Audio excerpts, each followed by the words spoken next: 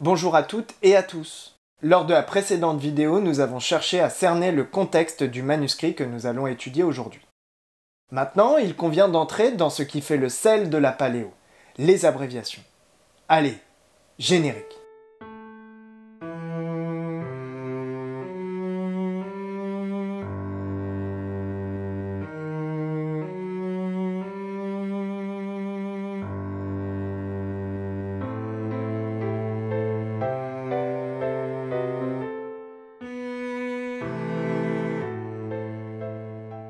À travers l'étude de ce texte, somme toute assez court, mon objectif est de dresser un tableau des abréviations en paléographie moderne. Ce sont donc celles qui peuvent poser des difficultés pour le déchiffrement des textes allant du XVe au XVIIe siècle. Par conséquent, je ne parle pas des abréviations pour les textes médiévaux, tout simplement parce que c'est un autre sujet. Et parce que la vidéo ferait son temps. Et c'est du temps de montage, de tournage, d'enregistrement, tout ça. Et vous verrez que rien qu'en essayant de dresser un tableau même vaguement complet des abréviations de l'Ancien Régime, J'essayais de le retenir aussi longtemps que je pouvais, celui-là. vous verrez que rien qu'en essayant de dresser un tableau même vaguement complet des abréviations de l'Ancien Régime, il y a déjà de quoi faire. D'ailleurs, ce petit texte est assez court, mais il contient quelques éléments qui doivent retenir notre attention. Ainsi, l'une des caractéristiques fondamentales de l'écriture de ces registres de justice demeure la rapidité d'exécution. Pour gagner en vitesse, les clercs multiplient les abréviations. Moi qui croyais que c'était pour économiser le papier qui coûtait cher. L'un n'exclut pas l'autre. Toutefois, durant l'époque moderne, le papier demeure abordable, on ne peut pas dire que ce soit un point véritablement central. Bien sûr, à l'occasion on peut en manquer. Mais il faut surtout garder à l'esprit que l'usage des abréviations correspond à un habitus, dans le sens où les hommes du temps apprennent à écrire de cette manière. Les abréviations correspondent donc à un usage parfaitement répandu, même chez les clercs qui disposent de papier à foison, comme dans une cour souveraine, et également chez les particuliers. En fait, comme actuellement, où on apprend à utiliser des abréviations et on les utilise pour gagner du temps. Cet usage des abréviations oblige à la prudence lorsqu'on aborde des textes de cette époque. Cela peut poser de vrais problèmes de lecture, mais c'est aussi ce qui va faire notre régal dans cette vidéo. De nos jours, les archives de Seine-Maritime disposent de 28 registres numérisés et je vous invite vivement à aller les voir. Ce sont de véritables mines d'or paléographiques. Dans le cas présent, nous allons étudier ensemble un document issu d'un registre de l'échiquier allant de novembre 1512 à mars 1517. Et on est au tout début du volume. Ce registre se compose de ce que l'on appelle des congés de cour. Il sert donc à collationner des arrêts qui se proposent de mettre fin temporairement à une procédure en cours. Notre manuscrit n'est pas un arrêt, à proprement parler. Il s'agit plutôt d'une forme de texte canevas, anonymisé. C'est un modèle type, ce qui explique les parties en blanc là et là. Il est là pour servir de modèle à la rédaction des autres arrêts du registre. Utile pour les formules classiques qu'il contient, ce document brosse un bon panel d'abréviations. Regardons en détail. Extrait des registres de la cour de l'échiquier. Dès la première ligne, nous sommes confrontés à une première abréviation avec le terme de registre. Il s'agit de ce que l'on appelle une contraction. Certainement la plus simple des abréviations, elle est en tout cas très courante. L'idée est juste de conserver le début du terme et la fin. La partie centrale est quant à elle supprimée. Ici, on conserve les lettres R, E et G au début, et R, E et S à la fin. Vu lequel appointement et en suivant le congé d'appointer, la seconde ligne comprend un autre type d'abréviation, considéré également comme très simple. Dans le cas du mot appointement, on garde le début et c'est cette fois la fin du mot qui est escamotée. On appelle cela une abréviation par suspension, simplement parce qu'on suspend le mot. Sur le papier, on a bien le début, mais pas la fin du mot. Alors que si j'ai bien suivi, avec la contraction, c'est le milieu du mot qui est enlevé, c'est ça? C'est ça. Sur cette ligne, comme pour la précédente, notez bien que les abréviations sont signalées à l'aide d'un tilde. Il s'agit d'un simple trait placé au-dessus qui sert justement à montrer que le mot est abrégé. C'est moi ou le tilde des deux mots est le même, alors que ce ne sont pas les mêmes abréviations? Ce n'est pas toi. Le tilde sert uniquement à signaler une abréviation. Toutefois, le tilde ne dit jamais ce qu'il abrège. Un même signe abréviatif peut donc servir pour signaler tout un tas d'abréviations différentes. Bref, le tilde ne sert à rien d'autre qu'à vous dire qu'il y a une abréviation à cet endroit-là. Donné de par le roi audite partie le jour de... Cette ligne comporte ce que l'on appelle une lettre spéciale, avec audit. Dans ce cas, il s'agit d'une lettre qui comporte un élément particulier visant à signaler l'abréviation. On l'appelle ici un débarré. Observez attentivement ce terme. Vous avez bien une lettre D à la fin, mais celle-ci se prolonge sous la ligne d'écriture. L'appendice supplémentaire forme une boucle qui vient... Barrer la lettre, ok, j'ai compris. Effectivement, ce n'est pas sorcier, le nom est assez intuitif. Et le consentement sur ce du procureur général du roi, la cour. Ici, je ne m'attarde pas sur la première abréviation avec le mot consentement, puisque c'est une suspension suivant le même principe qu'appointement que nous avons vu seulement 2 lignes au-dessus. Par contre, ce qui se passe avec procureur général est bien plus intéressant. Le terme de procureur connaît également une abréviation. Notez que le signe abréviatif est différent cette fois. L'auteur prolonge simplement la dernière lettre avec un simple trait ascendant. Dans général, juste après, on trouve la même manière de signaler une abréviation. En écrivant simplement G, N, A et L, on se rapproche fortement de l'abréviation par contraction, comme nous l'avons vu tout à l'heure avec la première ligne. Mais... Il y a toujours un mais avec toi. L'abréviation est dite par contraction non consécutive, dans le sens où on a d'abord une contraction, puis le N médian, puis à nouveau une contraction. Donc, sur le papier, on a la lettre G, une contraction pour enlever simplement la lettre E, puis les 2 jambages du N, et une nouvelle abréviation qui escamote le ER. Enfin, il reste à ajouter A et L. Et nous avons le mot général, tel qu'il est très souvent abrégé. Le même type d'abréviation se rencontre régulièrement dans les prénoms Philippe ou le terme de prêtre. C'est dingue. En faisant des recherches dans les registres paroissiaux, je suis tombée plein de fois sur ces 2 abréviations, mais elles ont jamais vraiment retenu mon attention. Et tu es loin d'être la seule. Cela dit, maintenant tu le sais. En fin de ligne, on rencontre une nouvelle abréviation. Le mot cour est abrégé à l'aide d'une abréviation issue du système médiéval latin. Normalement, il est censé ressembler à ça, c'est-à-dire un espèce de 2 placé en exposant. On en rencontre encore parfois de très ressemblants. Mais bon, durant l'époque moderne, cela ressemble plutôt à ça,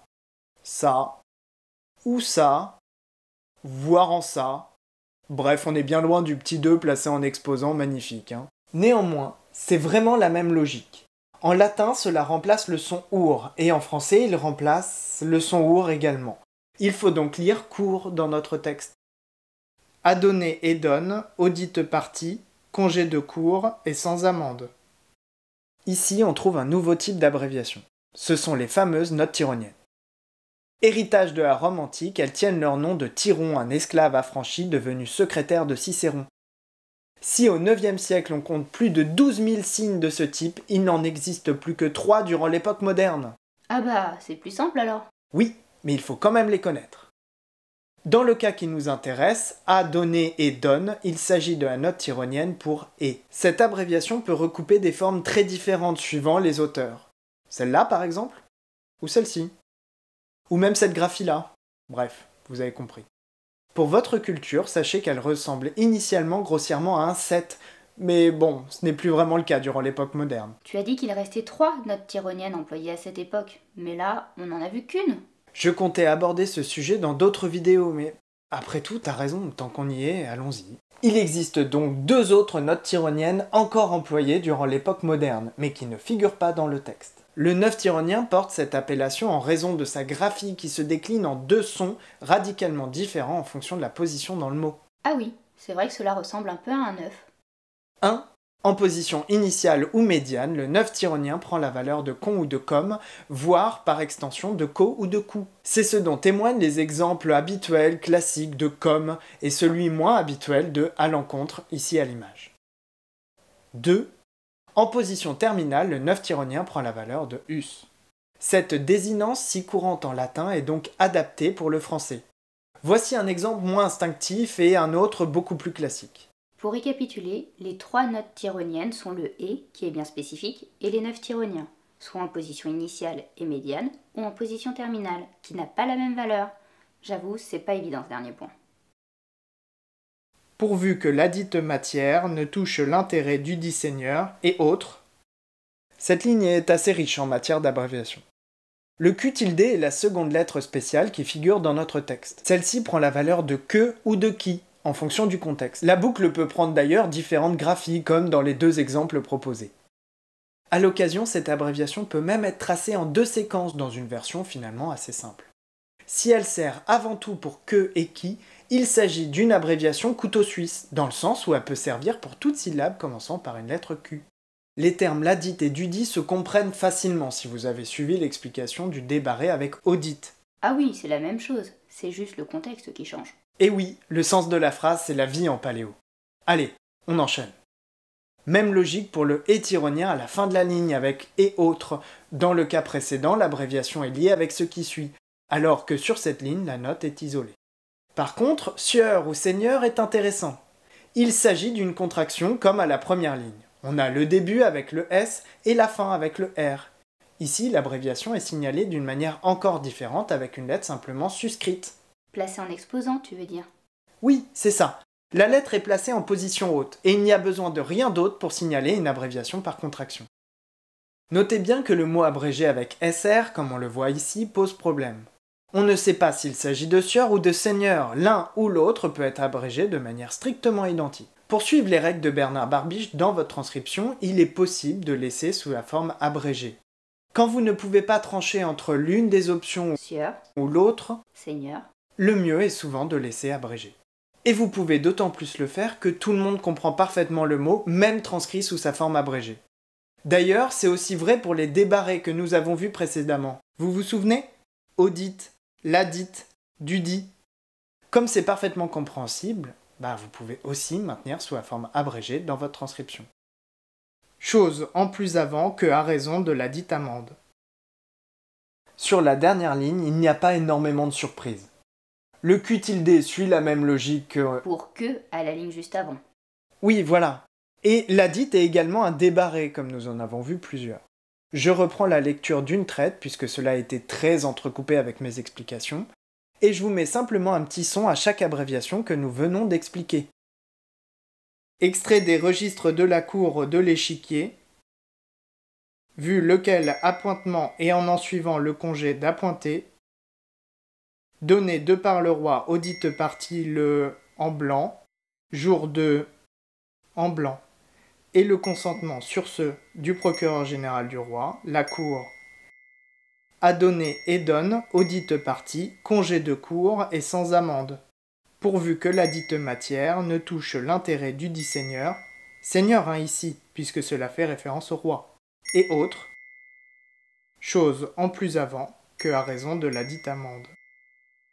En dehors des abréviations que nous avons vues, la seule réelle difficulté de lecture est l'agglutinement du mot en plus avant, qu'on le retrouve un peu plus loin dans le registre sous une forme déliée. En termes de vocabulaire, l'appointement renvoie à une notion précise. Il s'agit de décisions judiciaires par lesquelles le tribunal admet le principe qui servira de base à son jugement futur, mais sans statuer définitivement sur les prétentions des parties. Ça ressemble beaucoup au référé. Ah oui, tiens, c'est vrai. Après, je ne sais pas si c'est tout à fait comparable. Mais oui, faudrait peut-être demander à Sébastien de Vous avez le droit. En tout cas, le tribunal prévoit de rendre un jugement ultérieur lorsque les juges seront en possession d'éléments supplémentaires. Il existe d'autres abréviations connues et que le texte ne contient pas. Il faudrait plusieurs vidéos pour en faire le tour, toutefois, je vais en reprendre une partie. On rencontre souvent dans les prénoms Christophe ou Christine quelque chose qui ressemble à un X et à un P, et c'est ce qu'on en appelle un chrisme. Le chrisme est issu de l'Antiquité. Et pour cause, cette abréviation résulte d'une transposition fautive en alphabet latin de 2 lettres grecques qui ressemblent à un X, et rho, qui ressemble à un P. On rencontre régulièrement cette abréviation dans les termes qui commencent par Chris, Crès, les 2 lettres étant surplombées par un tilde, comme dans chrétienté. Attention, il ne faut pas transcrire chrétien comme on le voit si souvent, mais bien chrétien, puisque le P fait bien référence à la lettre grecque, et non à celle de l'alphabet latin. Dans les signes d'origine médiévale, il existe aussi une abréviation avec une sorte de Z placée après une lettre Q. Ainsi, en latin, la conjonction de coordination que est initialement abrégée à l'aide d'une lettre Q, suivie de 2 points, puis sous la forme de Q et un point-virgule. Et en raison de la cursivité de l'écriture, tout cela se transforme en une sorte de Z. T'as bientôt fini, ça devient dur de te suivre là. Oui, avec les abréviations, il y a beaucoup de choses à dire. Allez, j'en fais encore une parce que c'est important. Ressemblant à un apostrophe au Moyen-Âge et encore au milieu du XVIe siècle, on rencontre souvent un espèce de trait ascendant visant à remplacer le son R, ar, re ou éventuellement ri. L'exemple du mot d'affaires montre parfaitement que le son R peut s'orthographier AIR, par homophonie. Toutefois, dans votre transcription, il convient de suivre la logique de l'auteur. Si par ailleurs, comme dans mon affaire, il écrit bien ER, il convient de suivre son exemple dans le rétablissement de l'abréviation. Effectivement, cela permet à la transcription de rester cohérente de bout en bout. C'est logique. Cela dit, comme vous pouvez le constater, il s'agit ici d'un manuscrit médiéval. Ce genre de cas se rencontre plus tardivement au XVIe siècle notamment. Mais il faut bien le reconnaître, cela devient de plus en plus marginal. Restez donc prudent dans la lecture de textes anciens. Ah, et avant que j'oublie, il reste les lettres nasales M et N qui sont fréquemment supprimées. T'avais pas dit une abréviation de plus, pas deux? Oui, mais elles sont importantes celles-là aussi. Allez, promis, c'est la der des der. Avec cette abréviation, les clercs utilisent simplement un tilde pour signaler que la lettre N ou M est escamotée. Comme le montrent les exemples des mois de décembre et de janvier, les tildes peuvent, encore une fois, prendre des formes très variées. Donc peu importe la tête du signe abréviatif, ce qui compte, c'est qu'il abrège. Et c'est tout à fait ça. Le tilde n'est jamais un indicateur fiable pour identifier un type d'abréviation plutôt qu'un autre. Bon, une promesse est une promesse. Je m'arrête donc là sur le sujet des abréviations. Mais on aurait pu aller beaucoup plus loin. Vous vous souvenez du D barré et du Q tilde qu'on a vu dans le texte? Plusieurs lettres spéciales reposant sur le même principe existent. Le B barré qui est très classique dans certains prénoms comme Robert. Le C barré, le K barré.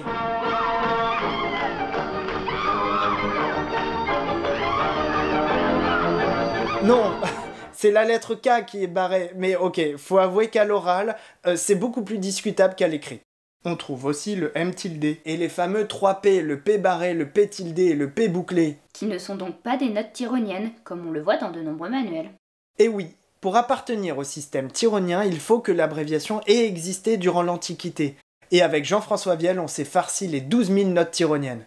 Aucune trace des P. Il s'agit donc de simples lettres spéciales. Et pour finir, sur les lettres spéciales, nous avons le très courant S barré qu'on le retrouve dans Seigneur ou Sieur, Monsieur, Monseigneur. Et enfin, le T barré et le V barré qui sont beaucoup moins courants mais qui se rencontrent quand même. En résumé, les abréviations peuvent être très diverses. Les clercs peuvent choisir l'une ou l'autre des options en fonction de leurs besoins. C'est tout l'intérêt de disposer d'une telle diversité. Voilà, nous arrivons au bout.